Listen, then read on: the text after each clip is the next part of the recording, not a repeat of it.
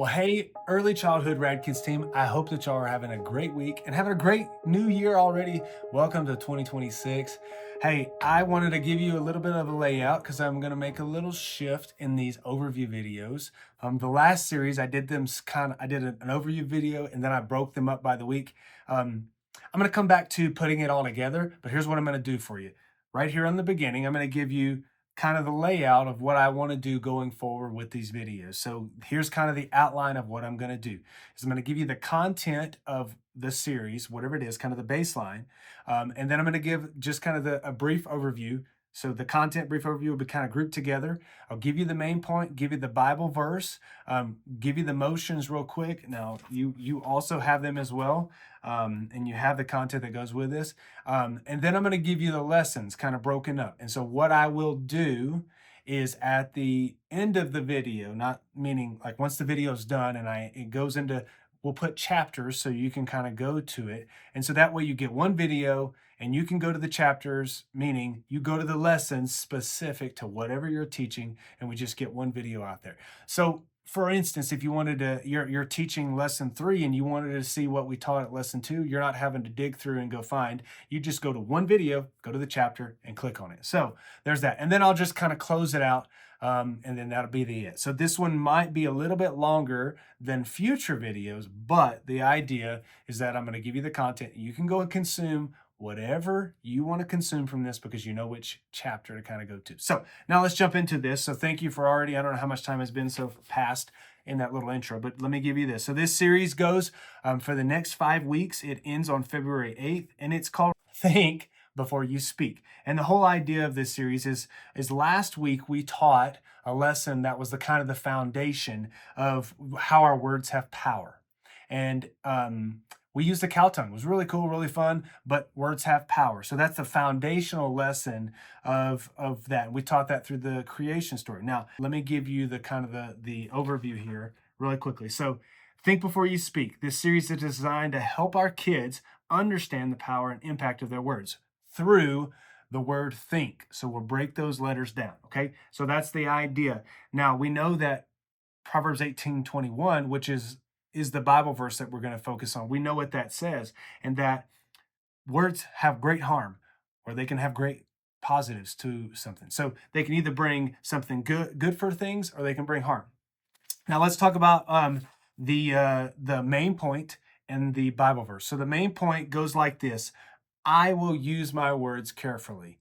Now here's the motions that goes with it. So I will use my words carefully. So tiptoeing, like kind of tiptoeing along. So hopefully you can see that. I will use my words carefully. Then Proverbs 18:21 says this: the tongue has the power of life and death. Now, let me show you the motions. The tongue, make it fun. The tongue. The tongue. They'll remember that, right? Has the power. Put both arms out like this, flexing, okay? Of life. So then you're gonna take your hands and put them over your heart and kind of raise them up like this for of life, and then keep them up there and death, kind of pushing them down like you're pressing it down. Now, so that's the motions for the main point of the Bible verse. It's the same throughout the whole series.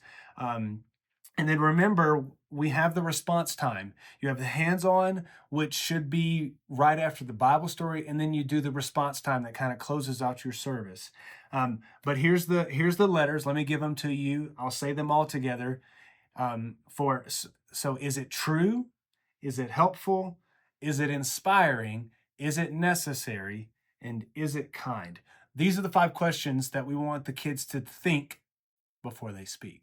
Now, let me talk about the different lessons each week. Okay, so if you're teaching up this next weekend, January 10th or 11th, and I'm saying both 2 dates because we start Saturdays this weekend. Woohoo! Anyways, we're teaching on the story of Ananias and Sapphira, which is found in Acts chapter 5. And on this, you're going to have, what you're going to have is a cookie. Emphasize the teaching point of a half-truth versus a whole truth. And the idea is, and you'll see it in here, you're going to ask a few different questions. You start with a little true, not true questions. And then it says, okay, if I break this cookie in half, what is it now? That's right. Half a cookie is still a cookie. So if you tell half or part of the truth, that's still a lie. That's the principle and the part that you want to emphasize on this. Stories there, you teach it, you'll have the pictures. Remember, everything is in playlist or all that stuff's there. Then let's jump to the next one, which is January 17th and January 18th. Is it helpful? Now, in this one, this is a story that I don't think we've taught very often, but it's about Korah and gossiping about Moses. So it's a story about, is it helpful? So how gossiping, obviously we know, is not very helpful. So in this idea of this lesson, you'll teach the Bible story, you'll go through it, all the other elements, and then let me speak to the hands-on.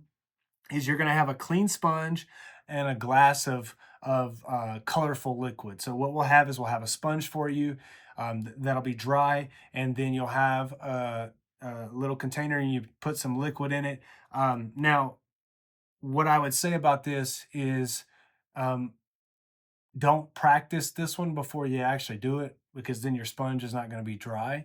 The whole point is that you're pointing into the hands-on. It says, hold up a clean sponge. This is a sponge. What do you think happens if I put it in the liquid? So if you put it in the liquid before you actually do the lesson, it's going to be wet. So it's really, the whole idea is that you're just dipping it in water, and it's gonna lose some of the liquid because the sponge soaks it up. Because they say that the question is, what do you think happens when I put it in this liquid? That's right, the sponge soaks up all the liquid around it.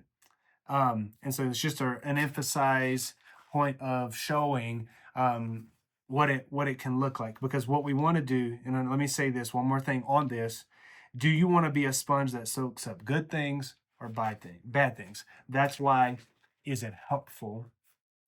Is the thought. Now let's move to the I, which is inspiring.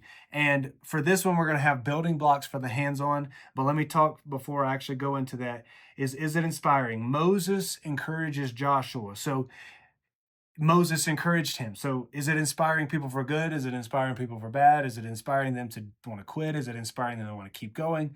You get the idea. But the whole idea is when you go, you're done teaching the Bible story and you go into the hands-on learning.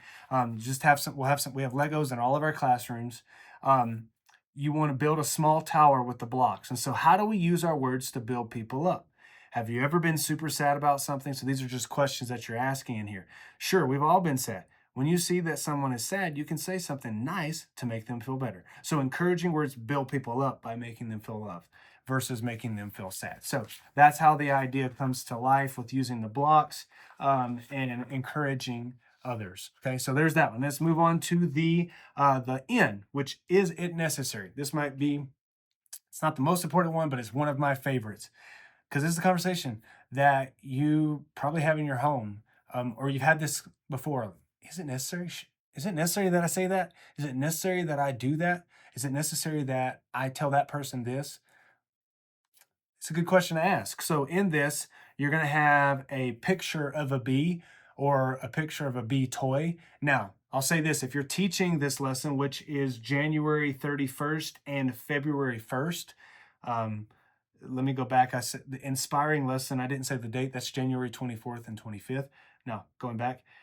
Necessary January 31st and February 1st. If you're teaching this lesson and you have a bee toy, like a toy at your house, or you got access to one, bring it. It'll be fine. But you're going to have a picture in Playlister that you can use for this lesson. So is it necessary? We're teaching this through the story of Jesus staying silent in Matthew chapter 26. He's arrested, and Jesus doesn't say anything. Maybe he says a few things, but he really doesn't say anything to defend himself. He just is, he's silent. So we're going to teach the kids through that story what it means to actually pause and think about it. Is it necessary what I'm about to say? So now ending at the last one, and the K is kind. This is my favorite one. Okay, the other one was really, I think it was important. This is my favorite one because it's important that the kids understand that what they say can be very hurtful. And I think that they probably know this, and I'm sure that you know this as well. But it's important for us to teach them this as a part of this and kind of bringing it all together. Is it kind? Is what you're about to say kind, or is it hurtful? Is it mean? Is it ugly? Now you're going to use a visual in the hands-on. You're going to have a cotton ball and you're going to have a rock. And obviously the visual is pretty abrasive. You can kind of see it already.